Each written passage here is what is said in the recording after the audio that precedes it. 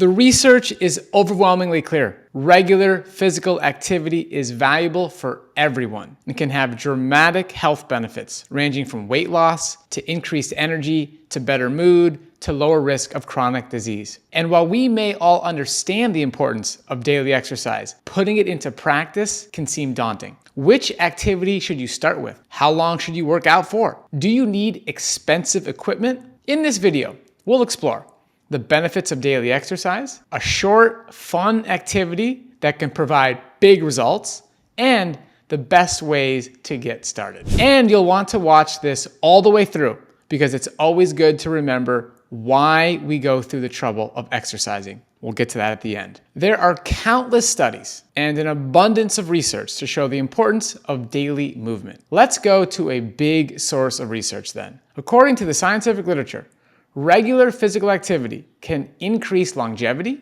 boost your mood, and benefit your overall health. This happens for literally thousands of reasons, and a few of these include increased oxygen delivery to tissues, the synthesis of new mitochondria called mitochondrial biogenesis, improved cardiovascular health, all of which reduce your risk for chronic diseases. And when your heart and lung health improve, you have more energy to tackle your daily tasks. While daily exercise is beneficial for everyone, even according to the American Diabetes Association, it can be even more valuable for people living with prediabetes, type 1 diabetes, type 2 diabetes, or any other form of diabetes. This is because regular physical activity has been proven to help increase both the rate at which you burn both glycogen and fatty acids in your muscle tissue, which helps reverse insulin resistance. And both of these are crucial to reversing type 2 diabetes and making sure that you can easily manage your blood glucose if you're living with type 1 diabetes. In fact, exercise is one of the most fundamental steps you can take to improve your diabetes health. The good news is that even small changes in your daily activity can make a big difference. For example, people who sit less and get even small amounts of moderate or vigorous physical activity gain some health benefits. When you are starting to implement these changes, there are two major things that people with diabetes can do to make sure they're prepared for exercise. Number one, have a plan and set some attainable goals. This helps you make sure that you're not overexerting yourself too quickly, and it makes it much easier to stick to your new routine. Working with your trainer can help you design an exercise routine that works for you and your body. They can also help you scale up properly to low, medium, and even high intensity exercises. Number two, make sure that you have whole, carbohydrate-rich foods nearby, especially fruit. Anytime you push yourself with exercising, it's possible that you'll start to have a low blood glucose. This is all part of the process of improving your overall health and can easily be combated by having healthy snacks available. So what was the exercise we were talking about earlier? Jumping rope.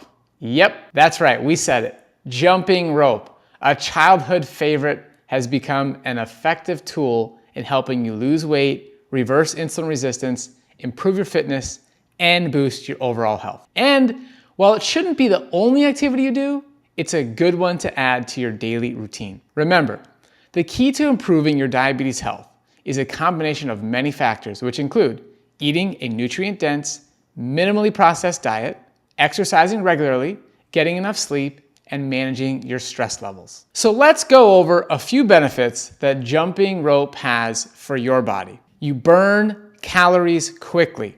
A 200-pound or 91-kilogram person can burn an impressive 362 calories from 20 minutes of jumping rope quickly, or 241 calories when jumping rope slowly. It's quite a good return for an easy activity. The impact of jumping rope can be very healthy. Jumping rope is good for your bones.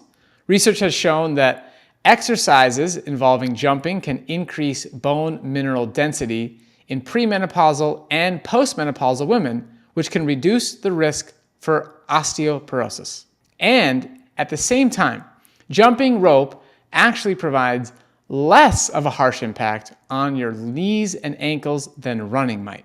As a reminder, you should always check with your medical provider before embarking on a new exercise routine, especially if you have any injuries or ailments, which might make jumping rope potentially risky. It's a full body workout.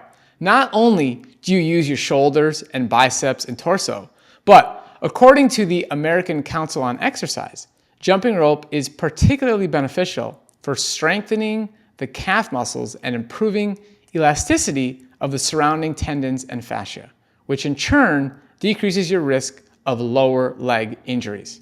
Plus, full body exercises are excellent to help you stay healthy throughout your life. Jumping rope improves balance and agility. Although you might start slowly, your skill will improve with practice, and the coordination you will gain is important. The ability to move your arms and legs in different ways stimulates the brain while also improving your agility. And agility is listed as one of the most important factors to quality of life as you age. Okay, so we know it's good for us to get started jumping rope, but how should we do that? Well, first is finding the right rope. Jump ropes are readily available online or at your local general hardware store, a toy store, or a fitness store, most costing less than $20. While there are many options available, we suggest one with free spinning handles and an adjustable length. For there, as a general rule of thumb for sizing, when you stand on your jump rope and put it taut, the handles should come up to your armpits. You can double check this by holding the rope taut overhead and making sure the handles easily reach your sides without hanging too low. The weight of the rope should also be substantial enough so that you feel it when it goes over your head and under your feet. Next up, wear the correct shoes. Lightweight athletic shoes are the most conducive to jumping. You will want a strong support to help cushion your landings in between jumps. Stability is key to your success in jumping rope. And finally, find a flat, level surface with plenty of room. Jumping rope does require a little bit of space. The radius of the swinging rope will need adequate space while your feet will need a level, flat surface. We gotta do this safely, okay guys? You gotta try to avoid grassy areas that might be unlevel, and if you find cement or asphalt to be too hard, you might find a carpeted area or even invest in a small mat. Fortunately though, finding a space to jump rope is probably easier than you think. And to show that off, we'll get into our suggested routines. First, we have some beginner ones. Start off with 2-minute footstep rope. If you have never jumped rope, hold each end of the rope in either hand and then swing the rope overhead and simply step over the rope. At this point, you're not jumping, but simply stepping over to become familiar with the rope. Do this several times to get the swinging into a regular cadence. 30-second alternative footstep jump rope. Once you feel comfortable, jump from one foot to the other over the rope as you swing, okay? Now, you're jumping and you should try to alternate the feet as the rope swings toward you. Ideally, you try to establish a regular cadence, okay? You got this. Trust, just get started. That's the key here, just get started, all right? Once you get the hang of those, you can move on to intermediate exercises like the 30-second basic bounce. Once you're comfortable with the alternate footstep jumping, you can move on to the basic bounce, keeping your knees, hips, and ankles soft with the elbows into the ribs and hands slightly in front of the hips. Use your wrists to swing the rope over your head and bounce slightly up and down on the balls of your feet, jumping only high enough, just an inch or so, to clear the rope, okay? So try to jump for just 30 seconds. That's just start there, okay? It's a great time to begin with. You take a break to catch your breath as needed, and then you start building from there, okay? It's very simple. You just got to get started. So if you've never jumped rope, we're here to help you one step at a time, all right? So, and finally, as you get better, there are tons of advanced exercises that you can try. I mean, jumping rope can get very sophisticated. I mean, just search for it on Instagram. There's some pretty famous jump ropers there. It gets crazy, but let's build up to that, okay? So some of these include mixing up your technique, increasing the duration and speed, and even trying double unders.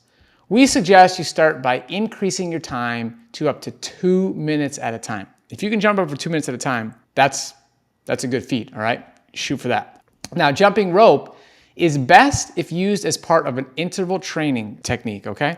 So it's meaning you pair it with other exercises such as walking or running or even cycling, and you alternate between the exercises during your workout. It should be noted that although jumping rope tends to be very healthy for your bones and joints, it is still considered a high impact exercise, which might not be appropriate for everyone. As mentioned above, check with your doctor if you have any injuries or ailments, which might make jumping rope potentially risky. But even if that's the case, there are other forms of exercise like cycling and swimming that are low impact and excellent forms of exercise. So what's the final word here? Well, we know exercise is good for you, especially if living with any form of diabetes, but we also know that it's challenging.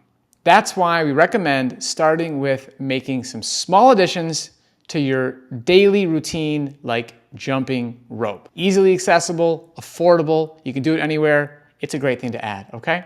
So after all, the science is clear. Regular exercise can help you toward your goal of reversing type 2 diabetes or insulin resistance and making sure that you can more effectively manage your blood glucose if you're living with any form of insulin-dependent diabetes, such as insulin-dependent type 2, type 1, type 1.5. This is going to help you out. So we've briefly touched on some of the steps to get here, okay? And if you want to learn more about the importance of daily movement, as well as how other lifestyle changes can make a big difference, there are lots of places you can start. You might start by reading our New York Times bestselling book, Mastering Diabetes, or explore our website for articles on exercise, including the article format of this video, which will have all this information in detail. Now, you can also find our guides on intermittent fasting and nutrition, which together with exercise form the 3 best chances of improving your health quickly. And if you're looking for someone to help you